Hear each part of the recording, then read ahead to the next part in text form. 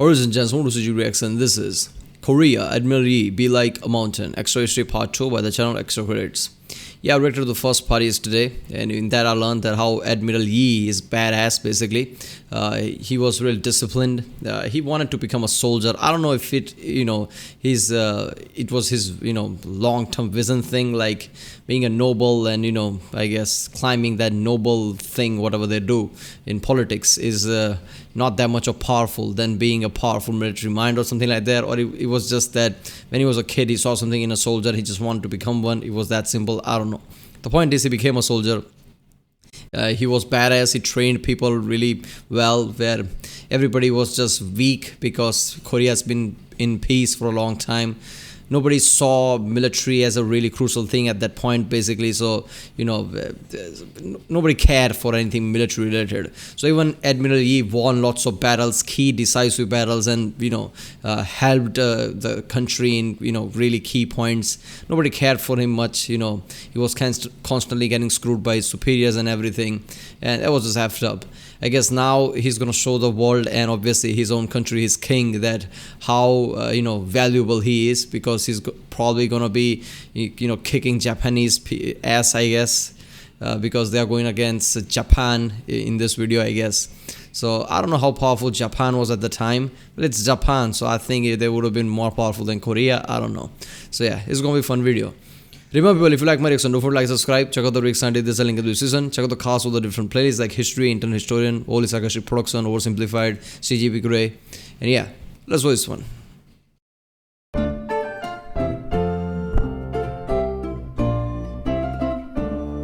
At last, we've passed the phase of Yi's life where his every effort is thwarted by the machinations of corrupt officials and jealous superiors. Finally, we can begin the story that sees Yi rise to be the national hero of Korea. But first, we have to talk about the two contrasting states that are about to meet in bloody battle. If you watched the Sengoku Jidai episodes, you'll remember that Japan had just come out of 100 years of ceaseless war. Their entire society was built off of a martial hierarchy, where the most glorious thing a man could do was fight. Japan had fielded giant armies and had an economy devoted to war. They had hundreds of thousands of veteran soldiers, and they had seasoned generals, battle-hardened from years of campaigning. And now, for the first time ever, all those forces were unified under one man, Toyotomi Hideyoshi. The Korean state had, by contrast, been mostly at peace for 200 years. The state itself was a Confucian bureaucracy, which should have meant that it was an enlightened meritocracy, but in truth, the Korean government was rotten to its core, full of factional infighting and led by a king who perhaps might have been a great leader in times of peace, but was utterly unsuited for a state of war. Yeah, what is this, Family Guy episode? I love it how, Japanese, everything about Japanese is just war. Their economy drives by war. Everything they do is war. Basically this is like some kind of Family Guy episode where Koreans are just, playing, around and just doing nothing like kids or something. And opposing side is some kind of brutal murderer who's just eating people alive, and bloody teeth and everything. And that's the fight. In terms of military thinking, the Japanese had spent years perfecting the art of war. The daimyos had become early adopters of the arquebus, and had rapidly innovated on firearm manufacturing and tactics. They had created movable field works to protect their gunners, coordinated the use of spears and arquebusiers, drilled the men to release large, simultaneous volleys to break up a charge, and trained them to wait to fire until... I realize now that this, in the start of the video I said I don't know how powerful Japanese were at the time, but that's really stupid to say, right? Even in the past, with Japanese has always been badass with samurais and everything. Whether it's samurai in power, emperor in power, whatever it is, shogun, emperor, whatever. They've always been warrior type people. You see, they were so strong. That thing, being a warrior and just being that, that kind of mentality was so strong in Japanese people that it leaked out even in World War II. Even there, people are like, honor, pride, suicide, plane crashes, kamikazes and shit during the World War II time. By then, samurais were a thing of past and everything. The samurais, if they get dishonored, they kill themselves, or all that, strong things, basically. By the time of World War II in the 1940s, you think that, that would be the thing of the past. New Japanese people might not be that, let's just say, strong and lethal minded. But no, they were constantly, there were so many kamikaze planes and things that just crashed into the ships and thing. So their mentality is so strong, it leaked out even in, World War II times. So clearly at the time, Korea is like, we've been in peace. Everything's fine, man. Military is useless, because in the first part we saw how they treated military. Like, military is a place where you throw people that you don't like or something like that. So clearly the military is not going to be strong. Whatever military left, that's not going to be strong. And now this Japanese is coming like this, very disciplined. And we know after how Americans give them guns and think how they adopted. I saw the video of Overly Sarcastic Production history video, and they clearly stated how fast they adopted to things. So yeah, this is going to be surprising. The Admiral Yi is going to kick their asses, because in any time, in reality, which this is real history, where Korea actually winning against Japan like this, it just feels weird. But I guess that's how much badass Admiral Yi is going to be. Till they were within an effective range. They were such enthusiastic adopters of the arquebus that when the Japanese eventually arrived on Korean shores, about a quarter of their total force would be armed with this fearsome weapon. Damn. The Japanese had also become masters of the siege after so many decades of having to topple the highly wrought, master-crafted Japanese castles of the Sengoku Age. The Koreans, on the other hand, had largely ignored the introduction of personal firearms and still relied mainly on the bow. But because the bow is a weapon that requires a great... I don't know, I'm imagining Korean soldiers just like that, just trying to fight, trying to see if they can still fire a bow or something. This is ridiculous. They're gonna bring, a bow to a gunfight, I guess. That's just stupid. I love how, he's explaining how Japanese are badass. They're great at siege because they've been sieging here and there. I just imagine in my head there's some kind of montage going on where, Koreans are just sitting there on their sofa, sipping some kind of beer or something, eating fruit, while soldiers are doing nothing, basically just walking around. And then they saw the Japan where everybody's just constantly training, everybody's sieging, castles and things, forts, and then giving back to their enemy just so they can siege it again. And all this montage is going on. This is just ridiculous. Great deal of training, and the Korean military was in a dissipated state, the actual number of effective troops they could field with this weapon was now very limited.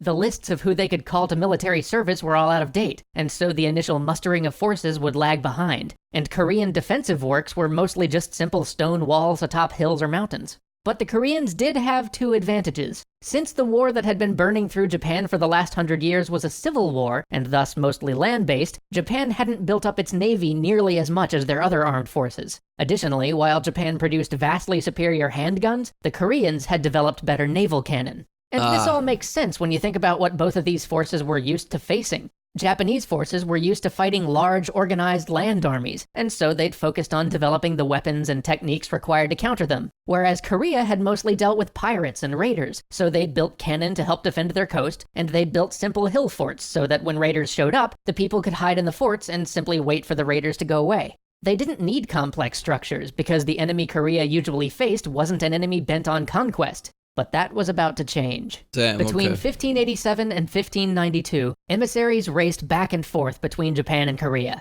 Hideyoshi wanted the Koreans to just let him march his armies through their lands in order to attack his intended target, China. But besides the fact that letting giant foreign armies march across your country is generally a bad idea, the Koreans also happened to be tributary allies of the Chinese with strong cultural and economic ties, so letting this army march through uncontested was out of the question. This whole thing seemed like madness to them. The idea that the Japanese would even ask for such a thing was unfathomable to many in court. At first, they assumed the request must be a bluff, maybe a negotiating tactic that would eventually end in the Japanese asking for trade concessions or tribute or something. But Ryu Song-yong saw further, to what was really about to go down. And so he got Yi a naval appointment in the southwestern part of Korea, and helped to make sure that he rose rapidly through the ranks, becoming the naval commander for the province by 1591. This is where Yi's story really begins.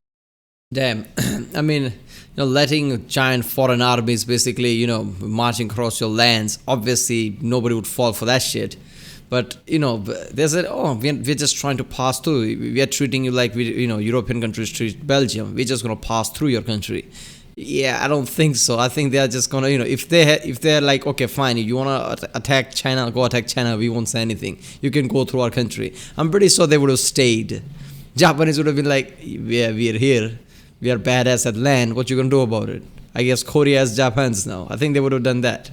So it's really stupid. I think it's really stupid in Japanese part that they asked for that. What did they thought? Koreans gonna be like, oh yeah, go ahead. I guess it's yours. Maybe they thought the Koreans are so weak in front of them that they're just gonna ask that and they'll be like, oh fine, we can't fight you. You can go or something like that. I don't know. Upon taking command, Yi saw the dire straits the Navy was in and knew he had little time. He began drilling his men and instilling in them the spirit they needed for the war to come. He commissioned a new type of ship, the famous turtle ship, which he helped design. It was a remarkable piece of naval technology, with a spiked roof to keep enemy boarding parties out and a dragon head prow that could serve as a cannon or billow out noxious smoke. But even before the first of these ships could see active service, it happened. Sentries all across the southeast coast began to spot ships coming over the horizon. Then tens of ships. Then hundreds. This massive fleet flew no sails known to Korean arms. Fires were lit and word was spread. The Japanese were coming. But the local commanders refused to believe what they were seeing. They suggested that maybe it was a trade fleet, or maybe even a large tribute mission from the Japanese to apologize for how rude their ambassadors had been. And so, the local commanders did nothing. The approaching ships began to dock at Busan. Soldiers, fully armored and prepared for war, began to disembark from the ships, and still the local commanders did nothing. By nightfall, 300 ships full of warriors had landed. A Japanese army was now in Korea. Finally, the commanders realized what had just happened, but by now it was far too late. With well over 100 heavy Korean ships of war at the ready, they had just sat and watched this happen without even moving a single one of those ships out to scout the fleet. If they had, they would have found out that this was a Japanese commander acting against orders. Eager to be the first to Korea, he had sailed his fleet before their warship arrived. Turns out nearly all of those hundreds of ships were unarmed transports. No match for the Korean Navy, which still sat anchored at port doing nothing. The Japanese force moved like lightning, smashing army after army, crushing all in their way. Within the month, the Japanese were already in... And what the fuck, they could have easily crushed those ships? What a moron commander. One guy's stupidity cost this badly. Is this a history video or some kind of a TV show going on? Because this is stupidity. I mean, okay, I've seen enough history videos that realize that Hollywood level shit does happen in real life. There are real stupidity that it's in the history books, I guess. But yeah, this is just bullshit. This is pissing me off, man. What a moron. All he had to do is just, I guess, send a word to his superior or something so they can think what to do, whatever. Not just sit on his ass. This is ridiculous. Seoul, 200 miles inland. Korean resistance had collapsed. And as the Japanese had pushed inland and moved out of Busan, the local commanders had scuttled their fleets. 100 Korean warships lost without a fight.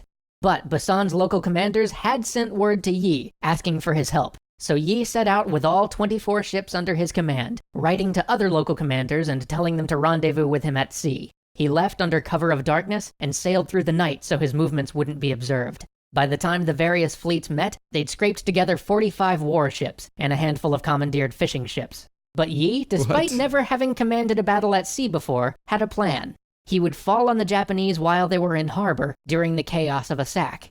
He found 50 of their vessels tied up at Okpo and descended upon them. The Japanese were mostly away from their ships at the time, looting and slaughtering the population. The roar of cannon alerted them to their mistake. Yi and his fleet tore through the enemy ships, salvo after salvo ripping into the light wood of the Japanese vessels. The Japanese tried to mount a defense, but to no avail. Soon their men were throwing their weapons and armor overboard and trying to swim for the shore. By nightfall, 26 Japanese ships rested at the bottom of the harbor. Only one Korean sailor was injured. Yi decided to disappear back into open water before his forces fell into the same trap he'd just sprung on his enemy. But as they sailed, one of his outlying ships spotted 5 more Japanese warships. Yi fell upon them with a vengeance. Only one managed to escape. That Pulp Fiction photo is just perfect for this scene. Japanese warships. Yi fell upon them with a... I don't know why I'm imagining Yi, acting like Samuel Jackson, looking back and just, versing all these Bible quotes and just going attack them. This is awesome, man. What about the forces that is already on land? What about them? I guess they're not that big enough, right? If they can just destroy the ships and destroy more ships and more army coming, I guess they could be crushed. I don't know. The vengeance. Only one managed to escape. Then new reports came in of 13 more ships near Chinhae. When the sailors on those ships saw Yi, they abandoned their vessels entirely and fled on foot into the mountains. 43 Japanese ships sunk, and Yi had not lost a single vessel. He was promoted to General Damn. Command of the Southern Navy for his actions, but the sight of Japanese slaughtering civilians Man, whatever title you give, at this point, King should just say, you're my second-hand man. I guess, I'm the top guy, you're the second. Because of all the things you did, because we were already fucked. would stick with him forever and harden his resolve to defend the people of Korea. Join us next time as That was everyone awesome. else in Korea keeps losing, and Admiral Yi keeps winning. How can one man make that much of a difference? But apparently he did. This was so good, man. And what a moron, that guy. He basically let in the Japanese forces when they were actually just a part of a bigger army. They were actually weaker on the sea, basically. The Korean ships could have easily taken them out. But he did nothing. They're like, oh, they're just coming to apologize. Apologize, Japanese. At that time, they're coming to apologize. Really? Why? Because you're such a, world superpower or something? Seriously, without Admiral Yi, Korea would be really different, right? I mean, their history would have been really different. I'm pretty sure Japanese would have stormed them out. Damn. Alright, people, that was Admiral Yi, Be Like a Mountain. If you like my reaction, don't forget to like, subscribe, check out the reaction, there's a link in the description, check out the cast of the playlist, check out the end cards, and I'll see you next time.